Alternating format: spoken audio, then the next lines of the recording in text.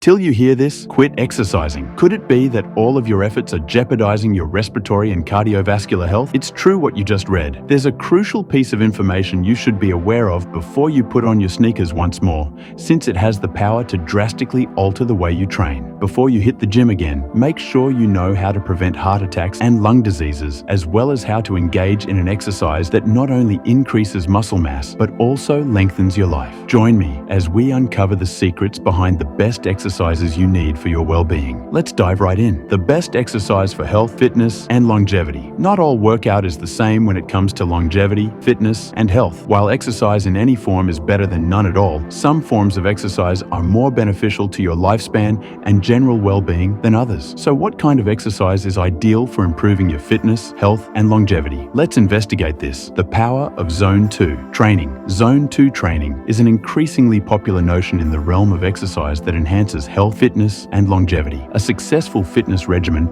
must include Zone 2 exercise, which consists of moderate intensity aerobic activity that finds a balance between sustainability and intensity. Numerous advantages of this approach include improved metabolic efficiency, improved cardiovascular health, and the potential to live longer, healthier lives. It's among the most significant and underappreciated training formats. In order to fully explore the potential of Zone 2 training, let's take a brief look at a few basic questions. 1. What is Zone 2? Zone 2 is a specific heart rate range, usually between 60 and 70% of your maximal heart rate when exercise intensity is moderate. You can work out in this zone and yet be able to carry on a conversation without running out of breath. Zone 2 activities include cycling, swimming at a reasonable pace, mild jogging, and brisk walking. 2. What is Zone 2 aerobic base training? For some reason, I like the term aerobic-based training more. It is more explicit about the goals you have for the training. To start with, the definition of base is clear. All endurance events are supported by the aerobic metabolic system. We will soon discuss the underlying metabolism. If your level of endurance fitness were a pyramid, the aerobic basis would be at the base. The endurance pyramid can be constructed to a higher height the larger its base. Stated differently, every layer above the base is supported by it. The fact that highly skilled endurance athletes would need to switch to lower intensities like Zone 1 in order to prevent injury and overtraining, and to continue forming the adaptations that result in enhanced endurance is another reason I believe the term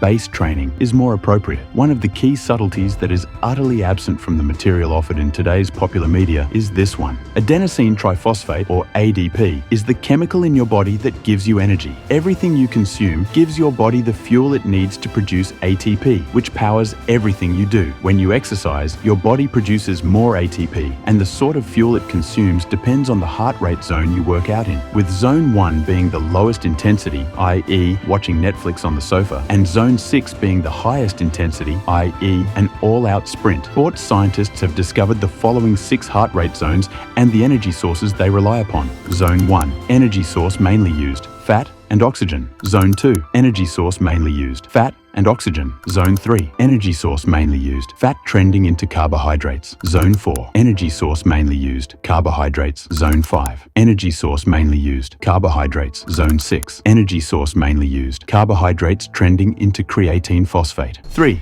How did HR zones come to be? Physiologists were undoubtedly aware of the metabolic relationship, or more precisely, the proxy relationship between exercise intensity and heart rate. Even with their understanding of this relationship, coaches and athletes were unable to incorporate it into their training until the release of these polar heart rate monitors. After Polar created this technology, they had to provide instructions for its use. Polar developed heart rate zones to connect heart rate to the metabolism-sustaining exercise intensity as part of their marketing campaign for this new device. Zone 1, or rather Level 1, was defined as the intensity heart rate that would typically result in a blood lactate concentration of around 1 millimole L. 4. How do you calculate Zone 2 heart rate and know if you're in Zone 2? Heart rate and RPE, rate of perceived exertion, are the 2 measurements that Vincent and Hoggins both recommend monitoring. This is how each functions. You should try to be between 60 and 70% of your maximum heart rate as a general guideline, Hoggins informs us. But since there are so many variables that can impact your HR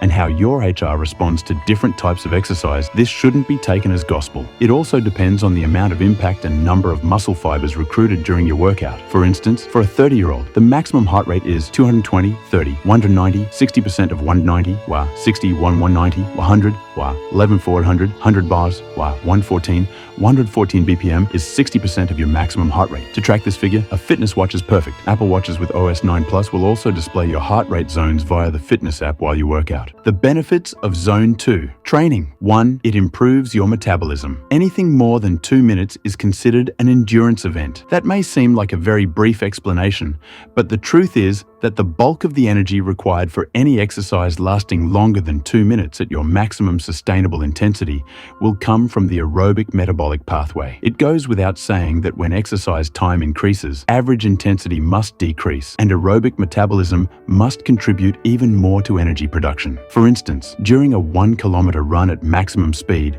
a well-trained runner will obtain roughly 70–80% of their energy from aerobic carbohydrate metabolism and an additional 20–30% from anaerobic metabolism. The same runner running 100 kilometers at maximum speed will use 90–95% fat to power the aerobic pathway, 5–10% carbohydrate aerobic metabolism, and very little carbohydrate anaerobic metabolism. In terms of your training, the main idea is that aerobic-based training aims to increase the aerobic metabolic pathway's ability to provide the energy needed to move your body for prolonged periods of time. 2. Zone 2. Training is all about your mitochondria. The main adaptations are a rise in the capillary density in the trained muscle fibers, an increase in aerobic enzymes, and an increase in the mitochondrial density of the muscle cells. The aerobic power plants of cells are called mitochondria. All of your body's cells' aerobic energy production is attributed to them. Enhancing a muscle cell's mitochondrial mass directly increases that muscle cell's aerobic work capacity, or its capacity to perform more work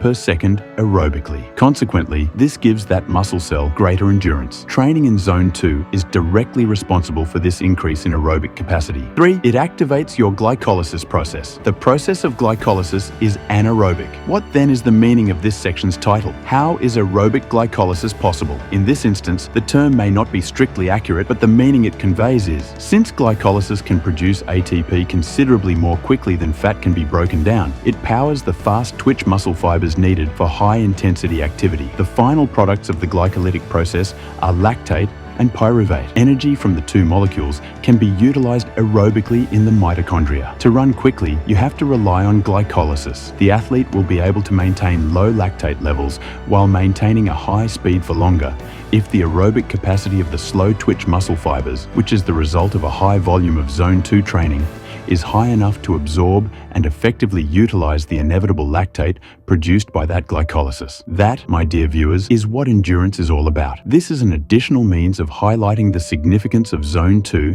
and aerobic-based training for endurance. I hope you can see why the process is best described by the phrase aerobic glycolysis. 4. Sustainability and longevity. The sustainability of Zone 2 training is one of its main benefits. Zone 2 exercises are simpler to stick with over time than high-intensity workouts, which can be hard on the body and result in injury or burnout. Maintaining long-term health and life requires this constancy. Maintaining a regular physical exercise regimen becomes increasingly crucial as we age, and Zone 2 training offers a useful and efficient approach to stay active without overtaxing the body. 5. Enhances cardiovascular health. Zone 2 is important for cardiovascular health, even if it may not seem as intense as higher heart rate zones. Frequent exercise in Zone 2 lowers the risk of heart disease by increasing lung and heart efficiency. Research indicates that individuals who participate in regular exercise and athletes who apply Zone 2 training experience reduced resting heart rates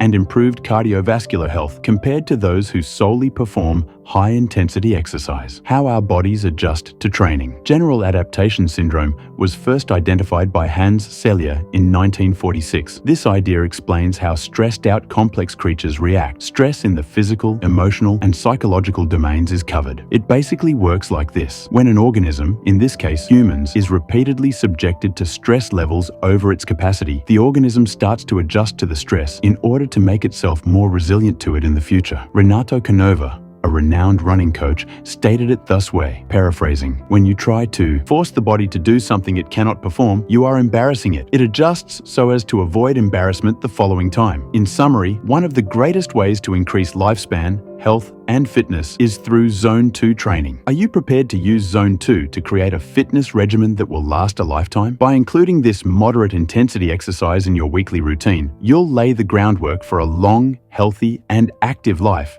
in addition to improving your metabolic and cardiovascular health. You undoubtedly learned something from this video. Please consider liking, sharing, and subscribing. Press the notification bell to see more captivating videos. See you in the next video. Thanks for watching.